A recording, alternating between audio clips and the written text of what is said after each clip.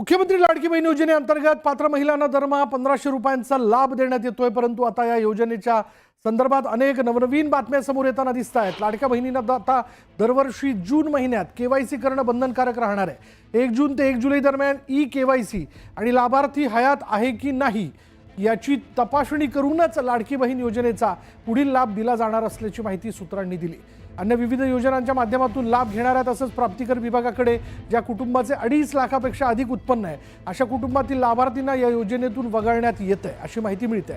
आणि या योजनेत तब्बल 2,63,00,000 लाडक्या बहिणींनी नोंदणी केली। त्यापैकी 2,41,41,00,000 महिला पात्र ठरल्या तर अजूनही 11 लाख अर्जांची छाननी प्रलंबित असून 11 लाख अर्जांची आधारशी जोडणी प्रलंबित आहे। योजनेच्या निकषांचं उल्लंघन करत गैरफायदा घेतलेल्या 5 लाख बहिणींना सरकारने गेल्याच आठवड्यात अपात्र ठरवलं होतं।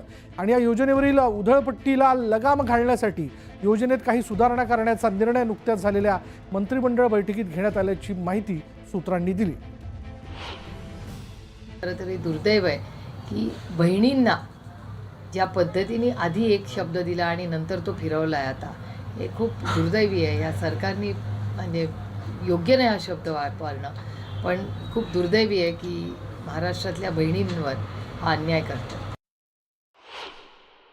5-1 लाख महिलांनी आपणहून नावं मागणी असं झालेलं आहे। आता अजून आपण म्हणतोय ते IT ला विचारणार का आणखी काय विचारणार।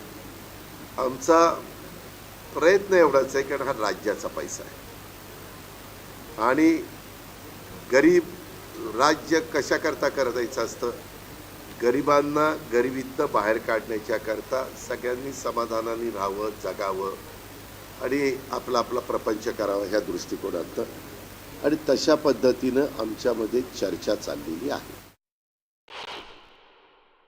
मला वाटतं कुठलीही योजना येते ही गरिबाच्या कल्याणासाठी असते, कारण टॅक्स पेयर नेहमी बोलत असतो की आमच्या पैशाचा योग्य वापर करावा आणि त्यांच्या पैशाचा योग्य वापर गरिबांसाठी व्हायला पाहिजे। जर आता या योजनेमध्ये निकषात न बसणारी लोक जे सुस्थितीत आहेत ते येत असतील तर शेवटी टॅक्स पेयरच्या पैशाची काळजी घेतोय। मोदीजींनी आवाहन केलं होतं की गॅसची सबसिडी सोडा, ज्यांनी घेतली असेल लोकांनी सोडून दिली। आमची विनंती आमच्या लाडक्या बहिणींना आहे, ज्यांना आवश्यकता नाही आहे त्यांनी अशा मध्यमवर्गीय आणि ज्या आर्थिक दुर्बल लोकांची योजना घेऊ नये। ही आर्थिक दुर्बल महिलांना मजबूत करण्याकरता योजना आणलेली आहे।